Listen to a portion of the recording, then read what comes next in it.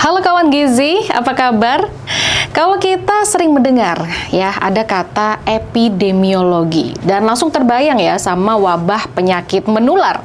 Padahal ilmu ini tuh sebenarnya jauh lebih luas, termasuk memahami bagaimana pola gizi dan kondisi kesehatan masyarakat itu terbentuk. Dan kali ini bersama saya Sheila Oktarina kita akan membahas topik terkait membaca pola, menjaga generasi, peran epidemiologi dalam program MBG. Tentunya dengan narasumber kita yang luar biasa ada Dr. Citra Indriani MPH. Halo Dr. Citra. Halo Mbak Sheila, apa kabar? Baik, dokter sendiri apa kabar? Alhamdulillah sehat. Luar biasa. Jadi kita harus tetap sehat ya meskipun kita lagi membahas tentang wabah penyakit begitu. Nah, seorang epidemiolog begitu ya, si Ibu Citra ini udah lama berkecimpung dalam riset kesehatan masyarakat. Nah, kita akan membahas bagaimana pendekatan ilmiah ini bisa membantu untuk menjaga generasi masa depan dan tentunya melalui program seperti makan bergizi gratis yang sekarang sedang dijalankan begitu.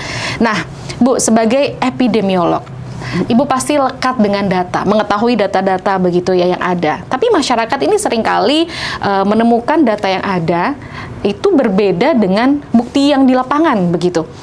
Bagaimana cara kita masyarakat begitu ya untuk tahu dan juga memastikan bahwa data yang dikumpulkan, data yang ada itu benar-benar sama dengan yang terjadi kenyataannya? Ya. Jadi kalau kita mengumpulkan data, karena basis saya ada di epidemiologi dan surveillance, ada banyak cara untuk mengumpulkan data. Dan dari masing-masing cara mengumpulkan data, kita punya konsekuensi dari limitasi dari masing-masing cara tersebut ya. Seperti contohnya, sebagian besar penyakit yang ada, kita kumpulkan datanya secara pasif, dan juga mungkin beberapa itu ada yang melalui cara secara pengumpulan data secara aktif ya. Kalau misalkan saya mencontohkan di situasi di mana ada kegiatan atau kejadian wabah, bahwa apa yang dilaporkan di dalam sistem masuk ke dalam sistem kesehatan mungkin jumlahnya mungkin lebih banyak, jauh lebih banyak ketika ada yang di lapangan, dan itu menjadi salah satu tugas. Ketika sistem tidak bisa menangkap secara baik, maka kemudian ada backup sistem yang kemudian mencari tahu seberapa banyak yang sebetulnya ada. Jadi tadi ketika kemudian dari masing-masing cara tersebut, kita juga memerlukan salah satu upaya untuk memvalidasi, memastikan pelaporannya secara lengkap, dan kalau itu dikerjakan, maka kita bisa memastikan bahwa apa yang ada di laporan kita dengan apa yang terjadi di masyarakat itu bisa selaras ya. Dan juga sekarang saya kira ada channel-channel yang dibuka untuk reporting oleh masyarakat, yaitu salah satu cara kita juga melakukan validasi apakah kemudian data report sekian yang dari masyarakat, mungkin dengan sosial media kita juga kembangkan saat ini. Nah, itu adalah upaya kita untuk memvalidasi begitu. Oke, nah dalam kaitan dan juga konteks di program makan bergizi gratis ini Bu, indikatornya ini seperti apa yang menurut Ibu paling penting untuk menilai keberhasilan program MBG ini secara ilmiah? Jadi masing-masing program dikembangkan kalau di dalam pencegahan penyakit ya, saya kembalikan konteksnya ya. Setiap problems itu misalkan ada satu disease, kemudian kita jalankan satu program, pastinya program tersebut akan mentarget apa sih yang akan kita kerjakan ya.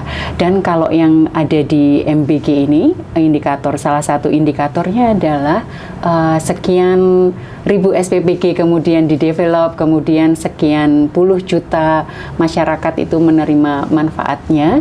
Tapi mungkin kalau kita lihat saat ini ada mungkin indikator yang perlu kita tambahkan adalah ada zero kasus kejadian food poisoning. Jadi mungkin itu perlu ditambahkan menjadi indikator keberhasilan juga ya, yang kita tahu bahwa banyak negara itu sudah punya program yang sama, dan mungkin mereka sudah pengalaman. Kalau di Jepang mungkin udah puluhan tahun ya, ada yang kemarin menyampaikan 58 tahun lebih mereka dengan zero, tapi mungkin dulu mereka juga pernah mengalami hal yang sama. Jadi mungkin menambahkan itu menjadi salah satu indikator. Kalau dari sisi program kita pasti punya input, proses, output.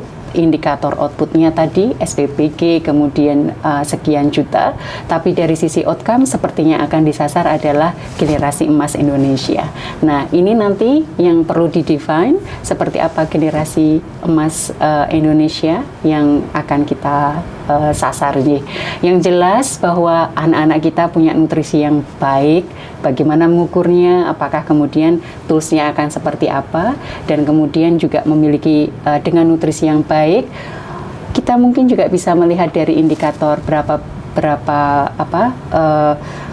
kalau seorang itu imunitas baik karena asupannya baik, tentunya daya tahan terhadap penyakit juga baik. Nah, apakah itu juga nanti akan bisa kita hubungkan dengan indikator tersebut, ya. Oke, nah di kalangan masyarakat ini banyak yang bertanya, Bu, dampak dari MBG ini sendiri terhadap kesehatan anak, apakah sudah bisa dirasakan sekarang, begitu ya? Atau terlihatnya nanti, jangka panjang, mungkin beberapa tahun ke depan? Jadi mungkin dari beberapa targeted penerima manfaat, mungkin sudah ada yang bisa merasakan sekian bulan mendapatkan asupan nutrisi, mungkin dari mereka sudah bisa mendapatkan ya. Tapi juga ada manfaat jangka panjang. Contoh mungkin kemarin ada yang menyampaikan di beberapa anak sekolah itu ada yang menyampaikan mereka sangat menanti nih makan siangnya karena salah satu SPPG itu menghadirkan makan yang lebih enak daripada di rumah menurut mereka ya. Jadi itu mungkin untuk adik-adik itu juga merupakan satu manfaat. Yang jelas ketika nutrisinya diperbaiki, imunitas tubuh seseorang juga akan lebih baik, dan itu saya kira juga akan mempengaruhi ke kesehatan dari masing-masing individu tersebut ya. Ya. Selain itu juga jadi happy begitu ya Bu ya, anak-anak. Betul. Happy itu mempengaruhi kesehatan juga kan Bu? Jelas. Iya. Yang lebih banyak senyum itu yang lebih tahan terhadap stres biasanya. Waduh. Tapi jangan senyum-senyum sendiri juga nih. Ya itu. Baik, kita bicara soal efektivitas program. Tentu memang tak bisa lepas dari perilaku masyarakat dan juga kepercayaan publik terhadap data. Yang tadi juga sudah Ibu sampaikan bahwa sekarang bisa diakses juga sama masyarakat begitu ya. Bisa dilihat begitu. Bisa dilihat dan juga era keterbukaan publik ya. Kemudian juga masyarakat juga bisa kemudian menjadi salah satu agen untuk memvalidasi ya bahwa kalau di sistem kesehatan untuk surveillance untuk penyakit mereka melaporkan di dalam konteks surveillance berbasis masyarakat ya. Jadi masyarakat kemudian dikapasitasi untuk juga bisa melaporkan situasi yang ada di wilayah tersebut. Oke, jadi lebih terbuka ya. Jadi komunikasi dengan masyarakat itu lebih difasilitasi begitu sekarang. Iya. Dan saya kira hal tersebut yang kemudian di era keterbukaan ini kemudian improvement atau kemudian perbaikan itu terjadi ya. Baik, membahas epidemiologi lagi nih Bu. Ini bukan hanya soal angka dan juga tabel, tapi juga soal manusia, tentang kebiasaan, kepercayaan, dan juga perilaku. Dari wabah penyakit menular hingga dapur sehat, which is SPPG yang kita bahas sekarang. Ini semua berawal dari pemahaman terhadap pola perilaku masyarakat. Nah, Ibu kan sering terjun begitu ya untuk menginvestigasi wabah penyakit-penyakit disease dari demam berdarah, polio, keracunan makanan juga. Termasuk keracunan makanan. Nah, dari pengalaman itu, Bu, apa pelajaran yang penting yang akhirnya sekarang bisa diterapkan begitu ya untuk memastikan bahwa dapur MBG, which is SPPG ini tetap aman dan juga higienis? Karena kan mengingat beberapa hari kebelakangan ada KLB yang terjadi. Begitu. Jadi dari beberapa mengikuti atau mengkaji hasil-hasil dari investigasi yang dilakukan, memang ada istilah HACCP, itu adalah untuk memastikan titik-titik kritis, kontaminasi yang kemudian kita bisa kendalikan, sehingga kemudian potensi keracunan pangan itu bisa diminimalkan. Dan di situ kami melihat bahwa ketika satu SPPG itu kemudian mengalami satu kejadian, ada poin-poin titik kritis dan titik kendali itu yang kemudian tidak terkelola dengan baik ya. Jadi ada juga SPPG ini yang tidak mengalami ya, sudah melakukan hal-hal tersebut. Kalau kita lihat sebetulnya makan porsi menyediakan sekitar 3.000 porsi itu kan sebetulnya cukup besar juga ya. Dan juga ada pengalaman-pengalaman di setting yang bukan SPPG tapi juga rumah sakit, kemudian lapas, mereka punya pengalaman menyediakan dalam jumlah yang besar dan hal-hal tersebut sebetulnya bisa dikendalikan, titik-titik kritis itu bisa ya. Jadi saya kira bagaimana implementasi mungkin dari sisi Juknis sudah ada yang tertulis bahwa titik-titik kritis itu harus diidentifikasi dan juga kalau sudah diidentifikasi bagaimana kemudian dikendalikan. Nah, mungkin yang jadi tantangan itu adalah bagaimana diimplementasikan. Karena yang mengimplementasikan tidak hanya 1-2 orang, yang mengimplementasikan tidak hanya leadernya dari SPPG itu saja, mulai dari juru masaknya sampai ke yang cleaning service-nya pun juga perlu menerapkan hal-hal tersebut ya. Nah, ini mungkin yang menjadi tantangan di SPPG yang masih belum menerapkan. Dan peran supervisi saya kira juga perlu dikuatkan ya untuk bisa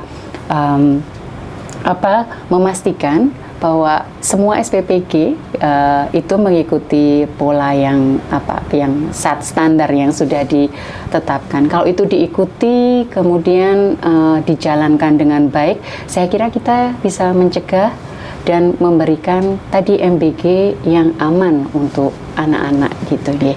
Oke, jadi meminimalisir adanya kasus-kasus yang ada jadi biar tidak berulang begitu ya Bu ya? Betul sekali. Dan itu sebetulnya itu bisa dilakukan. Bisa. Ya, karena banyak SPPG juga yang sampai saat ini mereka bisa menyediakan pangan secara aman. Ya. Oke. Nah, tadi kan sempat dibahas juga di masa sekarang di era penuh keterbukaan, masyarakat bisa melihat, bisa beropini, apalagi adanya media sosial juga nih Bu. Betul. Ya kan, Ya. semua lebih mudah melihat cerita, melihat berita juga, dan bahkan opini viral. Nah, ini yang kadang membuat orang lebih percaya opini viral mungkin daripada data yang ada. Nah, dari perspektif epidemiolog, bagaimana cara efektif ini untuk bisa mengembalikan kepercayaan publik terhadap data dan kebijakan yang memang realnya basisnya data seperti ini loh? Iya. Jadi opini viral saya kira banyak sekali di program-program dan juga tidak MBG ya. Yang kemudian bahwa terdapat hal-hal yang kemudian ada tidak selarasan antara apa yang disampaikan. Nah, saya kira selama kemudian kita bisa menjadi satu institusi yang dia trusted ya, maksudnya dari waktu ke waktu memperbaiki. Jadi misalkan saat ini data berbeda dan kemudian ada improvement di situ dari waktu ke waktu, dan kemudian komunikasi ya, saya kira ke publik itu perlu juga disampaikan. Kemudian salah satu kunci sebetulnya untuk melibatkan juga peran-peran media, kita beri komunikasi secara secara periodik terkait dengan hal tersebut, dan kemudian hal-hal yang tadi menjadi concern itu kemudian ada perbaikan dan keterbukaan. Saya kira itu yang akan menjadi cara untuk bisa mengembalikan kepercayaan dari publik ya. Mungkin banyak orang tua saya kira juga menjadi sangat terbantu kaitannya dengan program ini.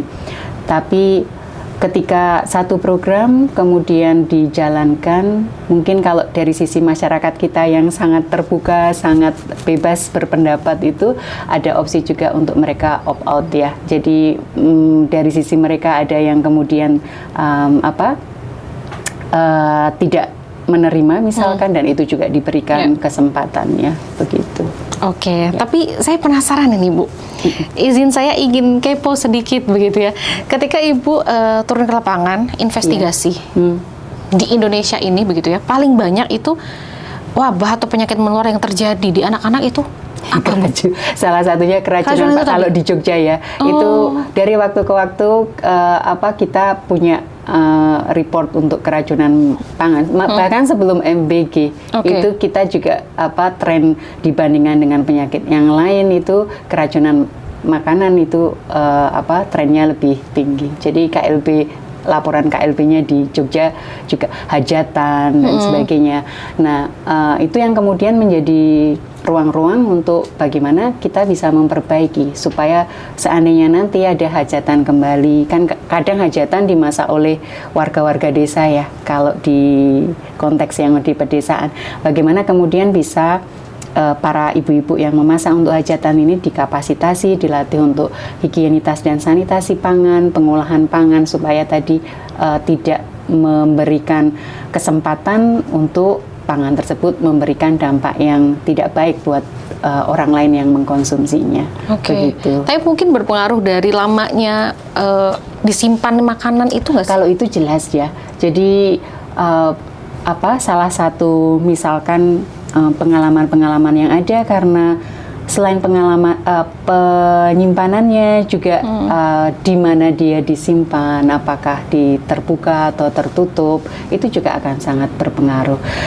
Salah satu praktek yang baik berdasarkan hasil yang dikerjakan saat ini di catering dan beberapa itu mereka saat ini di dalam boxnya sudah menuliskan bahwa ini tidak boleh dikonsumsi lebih dari jam sekian, bahkan ada beberapa tidak boleh dibawa pulang seperti itu, karena ketika sudah dibawa pulang itu kemudian ada risiko untuk bakteri berkembang, racunnya kemudian diproduksi oleh bakterinya, dan kalau dikonsumsi itu sudah dalam jumlah yang cukup banyak di situ.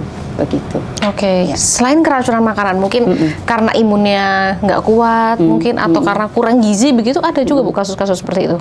Kalau keracunan pangan memang by definisinya kalau kita sebut sebagai kejadian luar biasa keracunan pangan, kalau 2 orang itu mengkonsumsi pangan yang sama dan kemudian memiliki gejala yang sama, dan 2 orang ini secara epidemiologi mereka memang pangannya sama, orang ini misalkan setelah mengkonsumsi kue begitu, nah itu sudah kita bisa sebutkan mereka mengalami KLB keracunan pangan, karena kalau di definisi di WHO maupun yang kita juknis KLB penyakit kita juga merujuk untuk keracunan pangan itu adalah 2 orang ya, begitu. Ya. Dari 2 orang aja juga udah bisa disebut KLB ya? Kalau by definisi sama begitu. Betul. Kriterianya sama. Gejalanya sama, kemudian pangan yang dikonsumsi juga sama. Kalau satu masih kemungkinan karena dia ada allergic reaction, gitu, ada alergi. Tapi kalau 2 sama-sama jenisnya sama, reaksinya sama, mirip. Nah, ini pasti ada sesuatu dengan pangan itu, begitu. Sebetulnya konsepnya tidak untuk menyalahkan ya, tapi kita ingin tahu kenapa pangan tersebut bisa menyebabkan kesakitan itu. Nah, yang utama adalah supaya nanti siapa yang memproduksi dia tidak mengulangi cara yang dilakukan, apakah bagian dikontaminasi di bagian mana ya. Kami pernah punya kejadian bahwa berulang. Nah, yang berulang ini ternyata di satu area berulang, tetapi ternyata supplier untuk penyedianya itu berbeda. Tapi di satu area waktu itu sekolah atau pabrik ya, saya agak lupa itu. Tapi kemudian ya itu tadi kita kaji, memang berulang, tetapi ternyata suppliernya sudah mereka mengganti supplier, tapi ada kejadian yang berulang. Kita lihat lagi apa sih yang menyebabkan. Nah, ternyata ya komponen-komponen dari tadi bahwa ada bagian-bagian yang tidak sesuai dengan tadi, bahwa ini higienitas dan sanitasinya tidak dijaga dengan baik, begitu. Ya. Kalau kayak gitu berarti dari prosedurnya atau memang sampai berulang begitu ya Bu? Itu kan perlu dicurigai, ibaratnya apakah tidak mematuhi rule yang ada atau memang belum dievaluasi atau seperti apa? Mungkin karena tidak mematuhi SOP yang ada ya, atau mungkin ada antrin pegawai yang baru yang belum dilatih kemudian masuk karena di saat itu ada pegawai-pegawai yang tidak masuk misalkan, kemudian membutuhkan karena short of dari petugas, maka butuh orang baru nih. Nah, orang baru misalkan belum dilatih atau belum di-brief. Nah, gitu. Ya. Jadi itu bisa jadi poin-poin banyak sekali, dan tidak setiap KLB itu punya sisi yang selalu sama, tidak. Jadi poin-poin yang titik kontaminasinya bisa berbeda-beda ya. Tapi yang jelas bahwa karena misalkan untuk yang hajatan ibu-ibu yang besar, ketika belum dilatih mereka tidak aware bahwa apa yang mereka kerjakan dalam menyiapkan makan itu bisa menyebabkan orang menjadi sakit.